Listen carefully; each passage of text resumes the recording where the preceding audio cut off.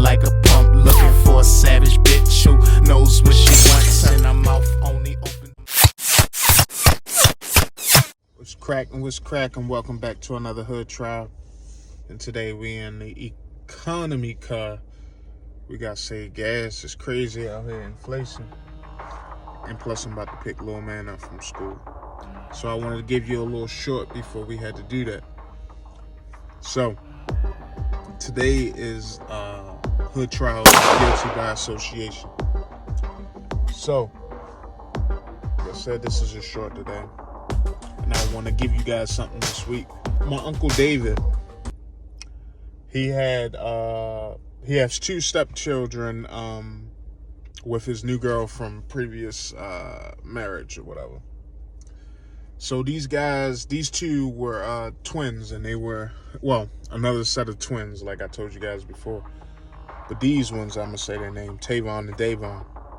So we my first introduction to high school, my 9th grade year freshman, fresh fish as they say. We go to school. I met up with them on the bus stop. They introduced me to some guys, some girls that they, cause they was 10th graders, so they was already there. So, and plus they knew people from around that way. They was the upper part of Park Heights. I think they call them Boneyard, and we're Shirley Avenue, Food City, Park Heights. We at the bottom. So basically they introduced me to a couple people. One of them was called Fat Boy. His real name was Kevin. So basically this how this story go.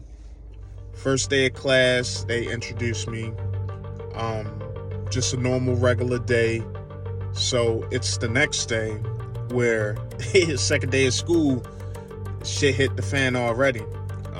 So my morning start off on the second day, walk to the bus stop, 15-20 minutes to walk to the bus stop. Everybody basically from my hood went to Northwestern High School. So basically it was a fight that morning by a guy named Dorian. He was a gay guy. I don't hate gay people. I got friends that's gay and whatever. I'm not anti-gay. You know what I mean? Do your thing.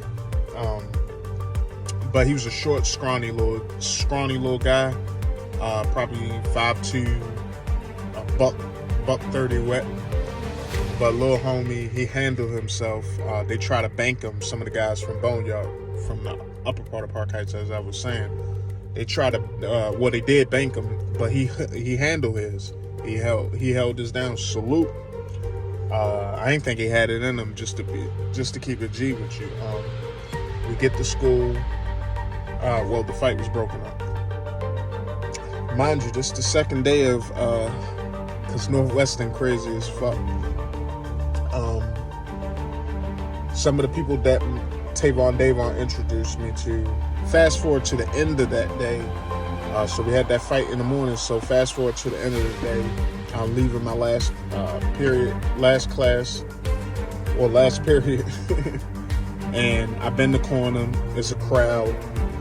Fat Boy Kev is in the middle with this other big guy. Fat Boy Kev ended up knocking dude out, beat his ass. He won that. So that made people mad. So when you leave the school, you can either go down the hill, which is Park Heights, and you catch that bus and take you down.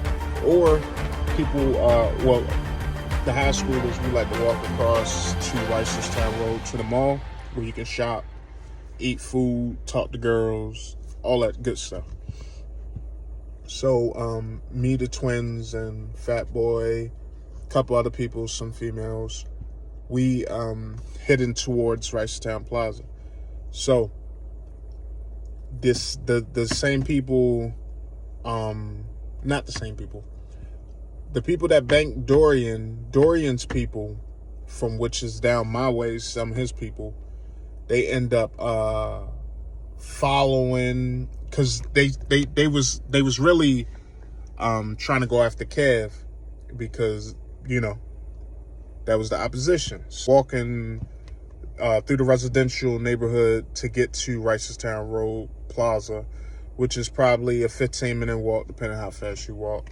So, and it's probably like 14, 15 of us. So we're not walking fast. Everybody laughing, chatting, smoking, talking shit.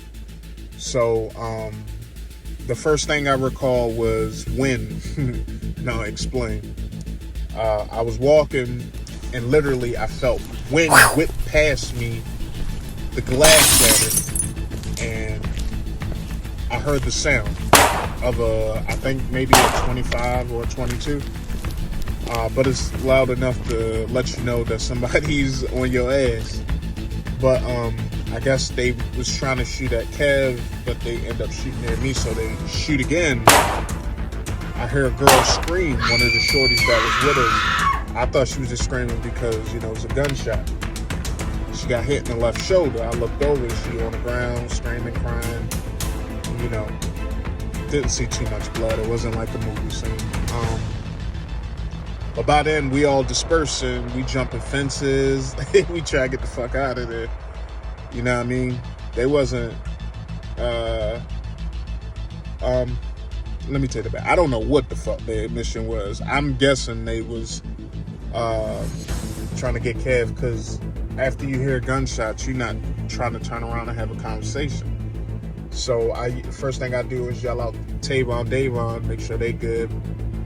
They're hidden. I look over, they're hidden in the same direction, hopping the fence, trying to zigzag through the yards and stuff to get to the Ricerstown Road Plaza. So we get to Ricerstown Road Plaza, and we collect our thoughts. Everybody good, everybody straight. So you would think in a regular normal situation, well, this is nothing normal, but in a situation like this, motherfuckers call the cops, or motherfuckers be a little shell shocked. I'm not saying like we're Terminators and we're used to getting shot at every day. Nah, it ain't like that. But if you live around Park Heights or any other Baltimore hood, shootouts and crazy shit is kind of normal. It's kind of fucked up to say that shit, but it's kind of normal.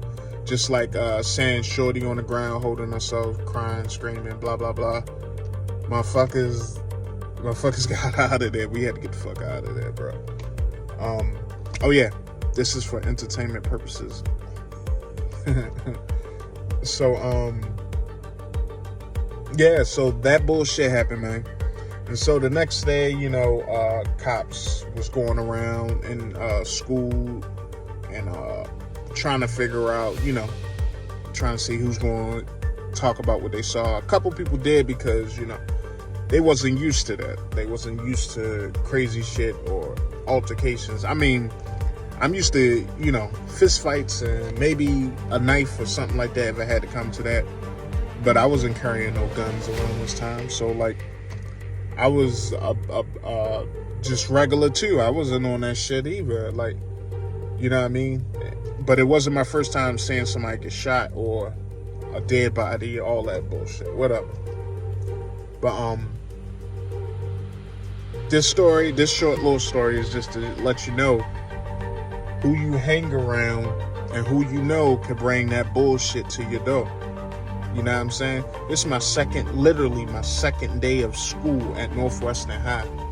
And you can look this up, like, far as, like, mad shootouts, mad crazy shit, school fight, all type, like, school fires, school fights, big school fights. I mean, like, we used to have, like, the whole lunchroom do a food fight, but then it started turning into a brawl.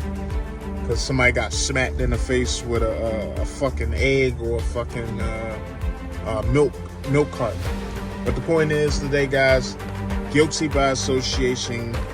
That shot could have hit me in my head. You never know what it could have happened. And just because somebody else is bullshit and because I know them or I'm near them, I'm hanging around them, look what kind of bullshit I had to deal with. So, guys, that's all it was today. Just to let you know, shit can get you fucked up just by the people you know, or somebody can blow your shit out just by the people you know. So don't forget to hit that subscribe button, like the video, leave a comment. It's always a pleasure. And always, guys, always remember.